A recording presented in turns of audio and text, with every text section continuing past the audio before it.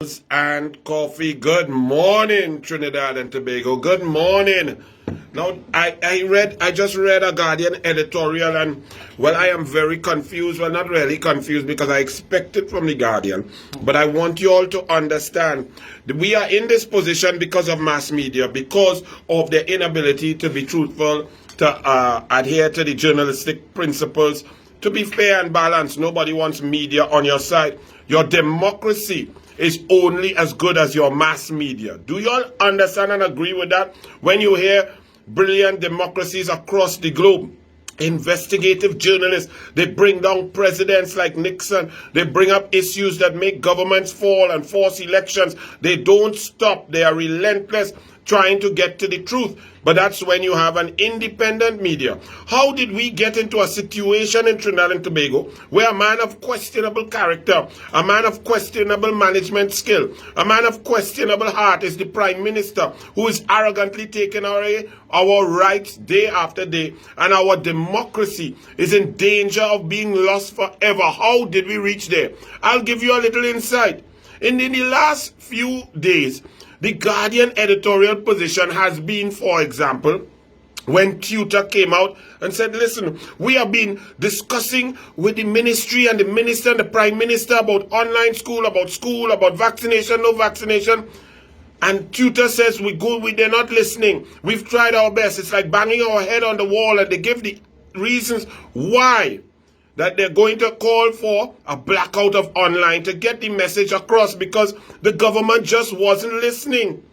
You know what was Guardian position? That CYAH take the wrong move. Wrong move by CYAH. Wrong move by Labour. Yesterday, or the article was, the Guardian editorial was, Bacchanal protest. Protest Bacchanal. UNC MP Michelle Benjamin encouraging you must protest within the law.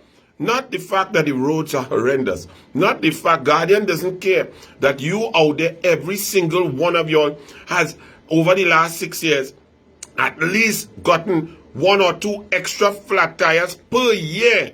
So that could be between $1,200 and $5,000 depending on what kind of tires you have per year that you have to pay because of Rohan Sinanan and the PNM's bad roads. But not the Guardian. The Guardian goes and attacks protesters. Oh, protesting must be within the law.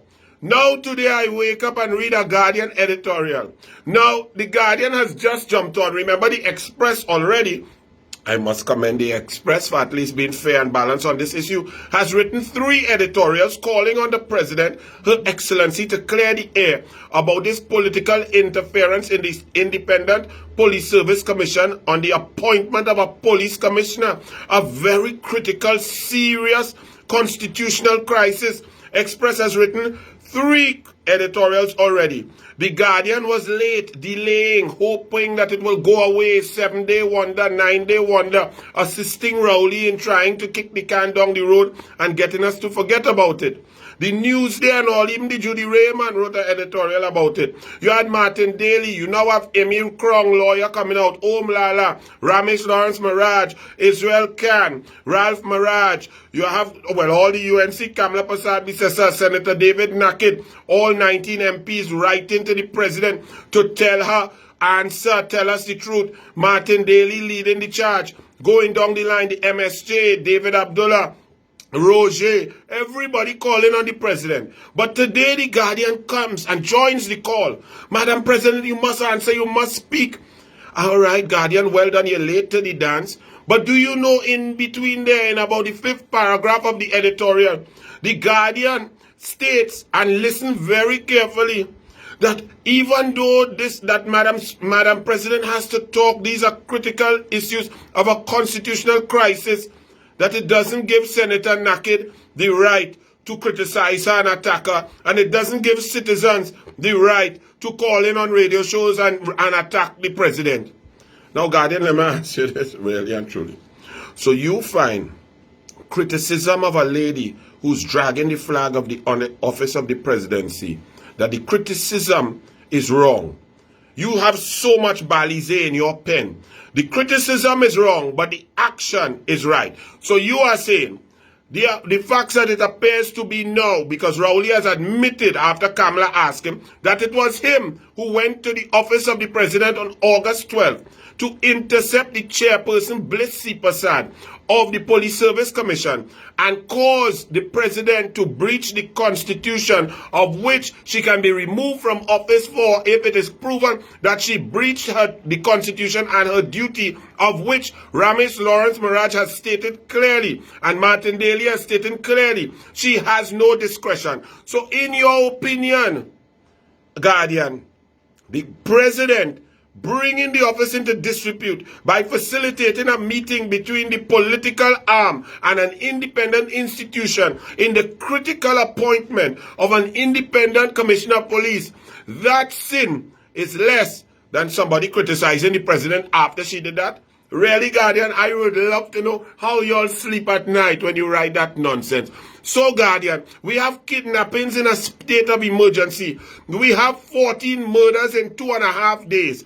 We have countless armed robberies, carjackings, muggings, rape, thieving, people falling in your home from the bank. The entire population is unsafe. The police are without a commissioner of police because of the collapse of the Police Service Commission appointed by Her Excellency Paula Mae Weeks. The Police Service Commission collapsed because Paula Mae Weeks facilitated a meeting and interference on several days for a sustained period between the political PNM Directorate and the Independent Police Service Commission. Paula Mae Weeks appointed people who were politically affiliated.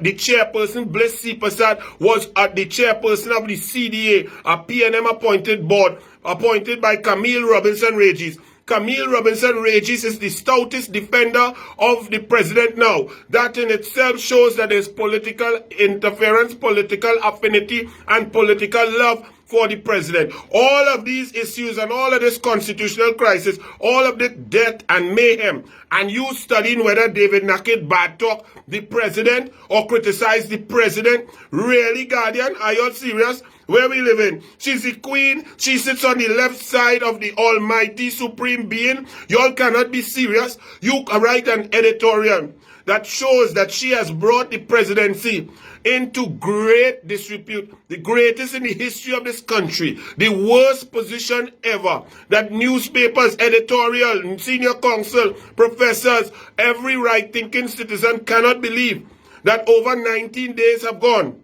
and the president has stayed silent. She's now surreptitiously trying to go and appoint new members to the Police Service Commission. And she's doing actually a worse job that she did in the first place. Really going now where the opposition leader has to accuse her of taking instruction from Balize House, from Rowley. She put forward a name, Koilas, who is a PNM, who went up on a PNM platform, who hosted an event for a PNM member of Parliament. And the Guardian, you are studying whether David Naked could or should criticize the president.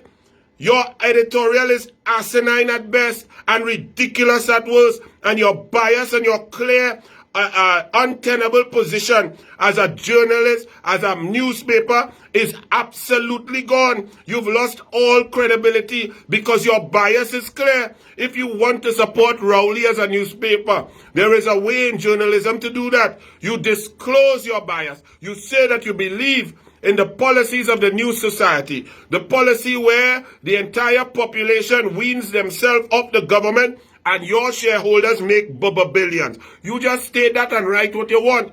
But you cannot decide, you cannot choose to lie to the population that you are fiercely independent and the guardian of democracy. Democracy is under threat, and you are saying that Naked wrong for criticizing the woman who has our democracy under threat. Really and truly, Guardian, it's amazing. You know, I normally use your newspaper to pick up my dog poo-poo, but now I think that my dog poo-poo is too high, has too much ethics, and is too classy to be picked up and wrapped up in your Guardian. I cannot do my dog poo-poo that. You all cannot be serious. A constitutional crisis involving the police service while citizens are dying, being raped and mugged. And your position is that we shouldn't criticize the woman who is silent, the woman who swore on the Bible to be the president to uphold the Constitution, a woman who studied the Constitution, knows it inside out, but yet tramples the flag, and denigrates our democracy. You defending that and attacking David Nackett, who is fighting for the citizens and the democracy. Guardian, let me drink some coffee, yes, boy, because I better tell the people on U97.5, good morning. Cocky run a tune for them, boy. Good morning, neighbors. What's going on? What's going on?